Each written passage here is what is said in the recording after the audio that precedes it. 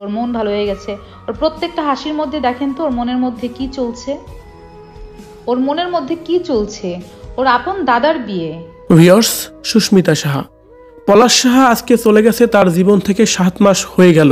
আর এই 7 মাসে সুস্মিতা সাহা কেমন ছিল এবং কি কেমন ছিল সুস্মিতা সাহার অতীত, কি বলা হচ্ছে সুস্মিতা সাহাকে নিয়ে নতুন করে, আমাদের আজকের এই ভিডিওতে তারই কিছু কথা তুলে ধরা হবে।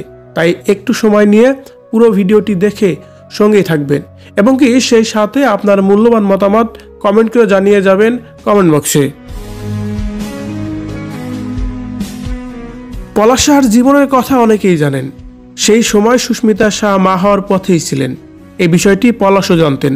পারিবারিক কিছু মতভেদের কারণে বিষয়টি তখন গোপন রাখা হয়েছিল, ভবিষ্যতে যেন কোনো জটিলতা তৈরি না হয়।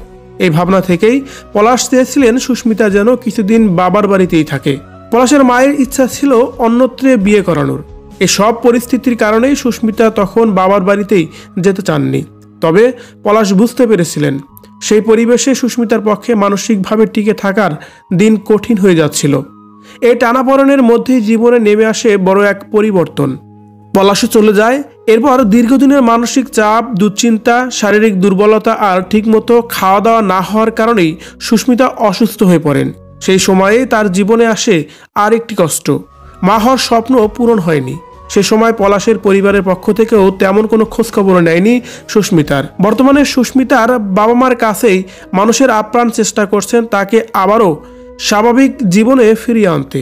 তাদের ভালোবাসা, যত্ন আর সাহসের হাত ধরেই ধীরে ধীরে আবার দাঁড়াতে শিখেছে। জীবনের শুরুতেই পাওয়া এমন কষ্ট সহজেই ভোলা যায় না।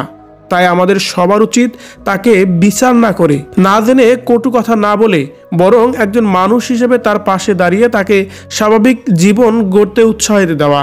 কারণ সহানুভূতি আর ভালোবাসাই পারে কাউকে আবার নতুনভাবে বাঁচতেও শিখতে। আর তেমনই যেন নতুন করে দেখা যাচ্ছে সুস্মিতা সাহার বেশ কয়েকটি ভিডিও, যেখানে সুস্মিতা সাহাকে অনেক বেশি পরিবর্তন লাগছে। মনে হচ্ছে সেই দুঃখের সময় কাটিয়ে অবশেষে নিজেকে পরিবর্তন করে ভালো একটা অবস্থানে আনতে পেরেছে সুস্মিতা সাহা। ভিউয়ার্স, সুস্মিতা সাহার নতুন এই পিক এবং ভিডিওগুলো দেখে আপনার কেমন লেগেছে